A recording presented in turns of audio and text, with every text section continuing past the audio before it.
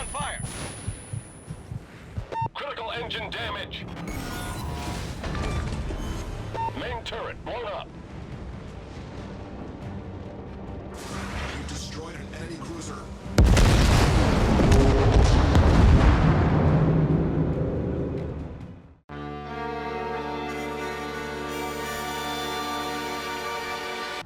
Ladies and gentlemen, I am Israel, the game is World of Warships, and this is how you blow a weekend's worth of luck in one easy game. We are on North, I'm in the Pensacola at tier 7, top tier in this match, and the matchmaking has been fairly forgiving. 3 destroyers, 1 carrier, oh yeah, and 4 battleships on the enemy team. Luckily, 2 of them are Kongus. Unfortunately, 2 of them are Fusos, so this could get rather ugly if I get caught. The Pensacola, of course, is notorious for, guns of a heavy cruiser, armour and durability of a light cruiser. The Washington Naval Treaty was a pain in the arse for ship designers. Granted, the Japanese had it worse. Mostly, their habit of slapping on as many guns as they could within the tonnage limit did cause some fairly nasty issues, most notably with top-heavy designs, Fubuki for one, but Mogami and I believe just about every other cruiser and destroyer built in the early to mid-20s had the same problem. So did their torpedo boats, and I use the term torpedo boat loosely. The Chidories were not the little speedboats that other navies called torpedo boats, they were more like pocket destroyers. 600 tons displacement, weapons fit that wouldn't have disgraced a 1,000 tonner, which pretty much sank one of them in, I believe it was 1933 when it capsized during a storm, the Tomozuka incident if memory serves. However, that is a sidetrack. Welcome to the game. It's the usual shakeout down to points A and B. Most of the fleet is splitting into 2 groups, so I'm going to turn to starboard, lock the guns over port, armour piercing in the breach, and, well, this is a Pensacola. One fundamental tactic with this ship is that you do not want to be first into the grinder, which can be a bit of an issue, because Pensacolas are rather visible. I believe baseline detection for these things is about 16-17 kilometers. I'd have to look the stats up to be sure. And there we go, there's the detection warning. So start some gentle WASD haxoring, just to muck up any long-range torpedo shots. Shouldn't be an issue, but you never know, and it's a good habit to have anyway. And here's our first victim of the day. Russian cruiser Kirov class rounds out. Bit of shotgunning, but who cares at this range? I'm not really expecting it to do anything. WASD, like I say, beat the Western gunfire, and well, okay, I'll take that. Granted, Kirovs are easy to citadel, but probably more of a surprise for him than it was for me. As I may have mentioned already, this is how I blew through a weekend's worth of luck in one battle. And we're only getting started, by the way. Second broadside out, comes down onto the Kirov, another citadel. Unfortunately, at this point, I have a problem. I am sailing straight into the teeth of the enemy gun line, including both the Fuso-class battleships. Fire the guns out as I start to turn away. I'm taking a risk here. I don't know whether or not that Fuso is loaded, and I know I'm going to eat hits from both the York and the Kirov. Take hits from the engines, I can live with that. I have last stand on this captain, so it's not the end of the world. Don't really want to blow damage control just yet. Angled away, but that doesn't stop them throwing high X at me. Rudder hit, engines hit, on fire, now you blow damage control. 90 seconds on the cooldown for that, but I'm out of my turn and I'm out of the danger zone, so that's the initial exchange of rounds complete. Unfortunately, the enemy's got the strategic initiative. They've got B and D locked down. Our destroyers are locking A, but the moment our destroyer in the Hatsuharu pops out of the cap circle, they're going to get that as well. We really need to get forwards. However, before we do that, there's time enough for a few rounds onto, ooh, shiny, shiny, shiny German cruiser broadside. 10 203mm guns, go! What die. Like I said, weekend's worth of luck in one battle. I haven't had dispersion like that for a while, and I suspect suspect the German cruiser hadn't had a beating like that in a while either, at least not from a allegedly heavy cruiser. Battleships maybe, but not so much. So, tactical problem dealt with. Now unfortunately I need to think about the strategic ones, so course down to B. Yes, I'm broadside onto the enemy gun line, but there's a giant mountain in the way. It's certainly blocking the shot from one of those fusils, and I think the other is out of range, or at least fixated on our two destroyer buddies up front. However, enemy destroyer is also lurking. Hatsuharu, armor piercing in the breach, not ideal. Sod it. Rounds out, switch to high X. And clip him a couple of times, over pen of course, but hey, I'll take it even if it is fairly pathetic damage. Now, I've got the wrong ammo type loaded to deal with this guy, but again, rounds out, I'm off balance. Hey, it's in the breach, I'm not going to waste 10-15 seconds reloading the main gun. Steer in, set him on fire.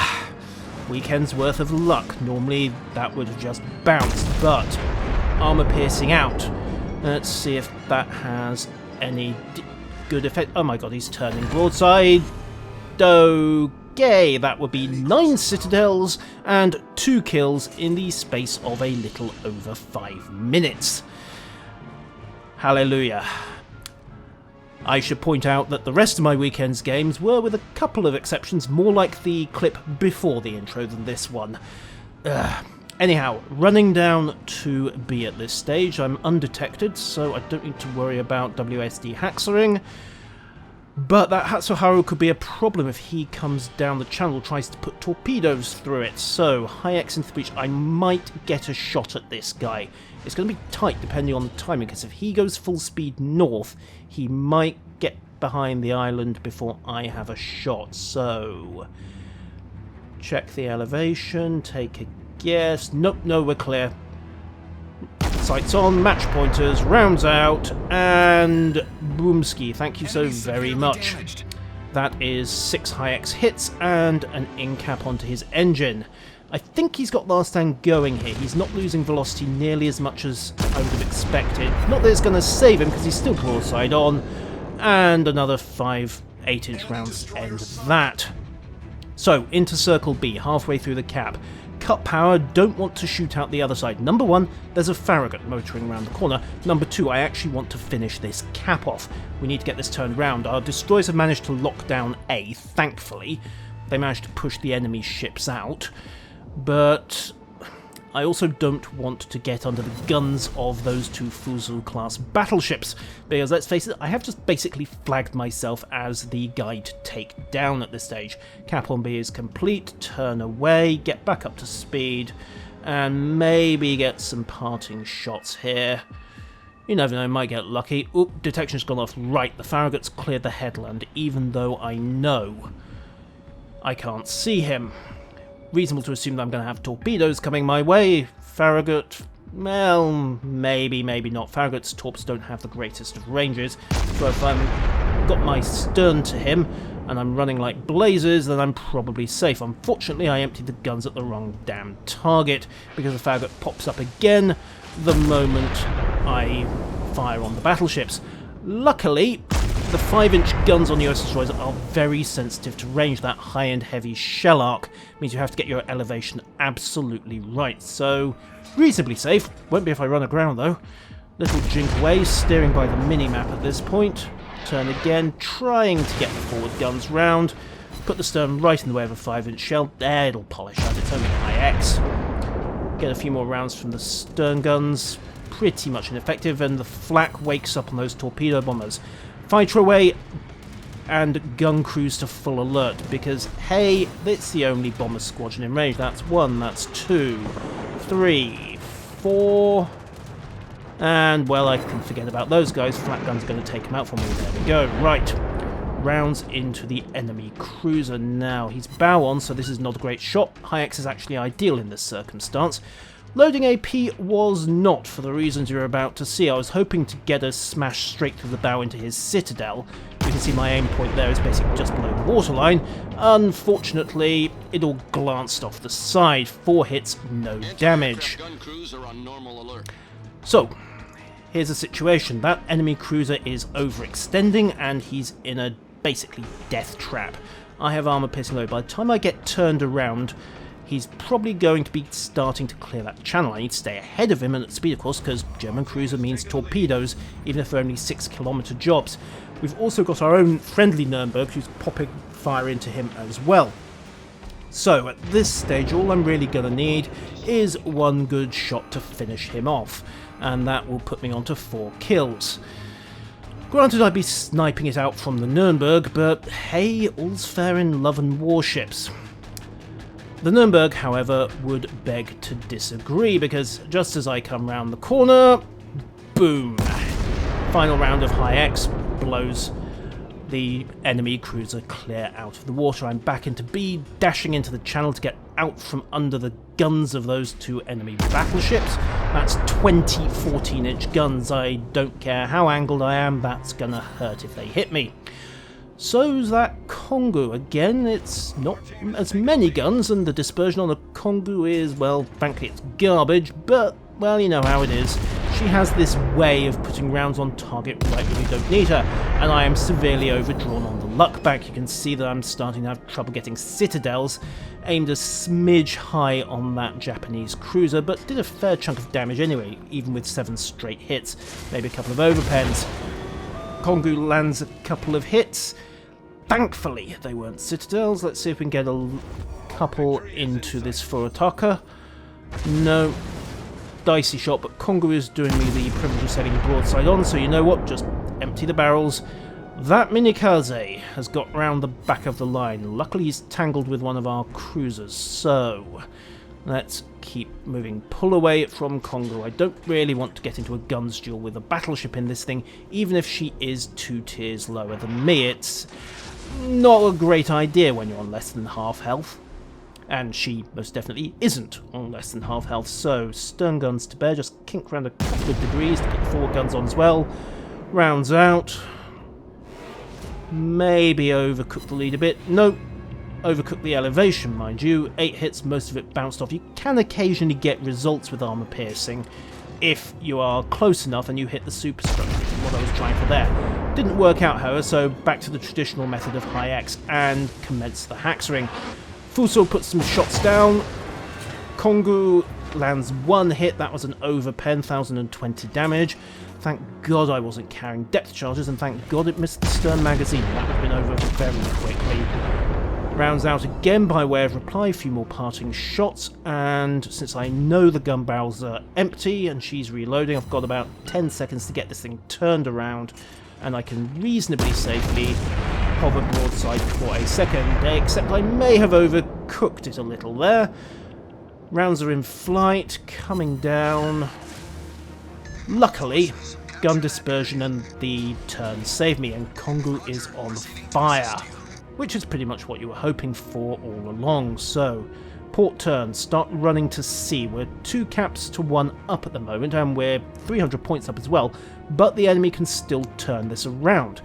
That Kongu battleship is going to get into B unless our own battleship can intercept her. So all it really needs is a couple of unlucky shots from the enemy, and they're going to be on par, if not leading. C, of course, is going to help us with that. The Minikaze up in the northeast is in a rather bad situation. Our cruiser is keeping him honest, the Furutaka you can see there, and because the Furutaka's ahead of the Minikaze, that effectively puts him out of range of Minikaze's Type 7 torpedoes. Remember, those things only have a 7-kilometer travel distance, even if you don't accelerate them, so you really have to be ahead of or parallel to the target, although that requires you to be dangerously close. Put some more harassing fire down onto the destroyer. Don't really expect to hit anything at this range, but just having high caliber shell splashes going off near you is going to persuade him to think less about aiming at the enemy and more about screaming like a schoolgirl and jamming hard left rudder. There he goes. So he's broken off from Furutaka, which is good. That minimises the shots, and now he's legging it. And in fact, he's doing the sensible thing, assuming he doesn't know where our carrier is, because he's braking for D. Now, remember what I said, we're 2 cap points to 1 up. I'm about to start capping the 3rd. This is where it could get dicey again. 3 battleships clearing through point A, which they've recapped against one of ours. Luckily, the Kongu has been sunk by our own battleship, but if those 3 enemy battleships and the destroyer that's just popped up manage to get shots in and kill our battleship, then push north and break our carrier, that's going to turn around really, really fast. Grabbing point C, of course, is a bit of an advantage. Now, that Minikaze was running for D. He thinks he can grab it, get it to 2 points each, and then, as I say, if the enemy battleships can get some kills in, then they can turn this round fairly quickly. This is by no means a foregone conclusion just yet. So, into the channel. This is taking one hell of a risk. I'm anticipating that I'm slower than Minikaze by a good 8 knots, but I've got less of a distance to go, so we should hit point D at around the same time. And then it's going to come down to range and who's quicker on the draw. My guns are round and locked, more or less. But his torpedo tubes, if he's smart, will also be round and they'll be loaded and ready to go. So, who's going to get the first shot? There's the detection, there's the Minikaze, rounds out, and... oh shit, he's not dead. Oh shit, oh... wait, no, the secondary gun batteries decided to show us how it was done and popped in one. Did he get torpedoes off? That's the key thing. Will the torpedo alarm go? No, I think we killed him just fast enough before he could get something away. Whew, so there we are, 974 points to 489. We are 3 cap points up. There's no way the enemy could throw this away, is there?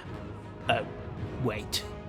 Maybe there is a way we can throw this away, and there's nothing I can do about it, not with 4 minutes on the clock. However, the enemy fleet has split up. One of their battleships is about to have a torpedo bomber strike delivered. There they go.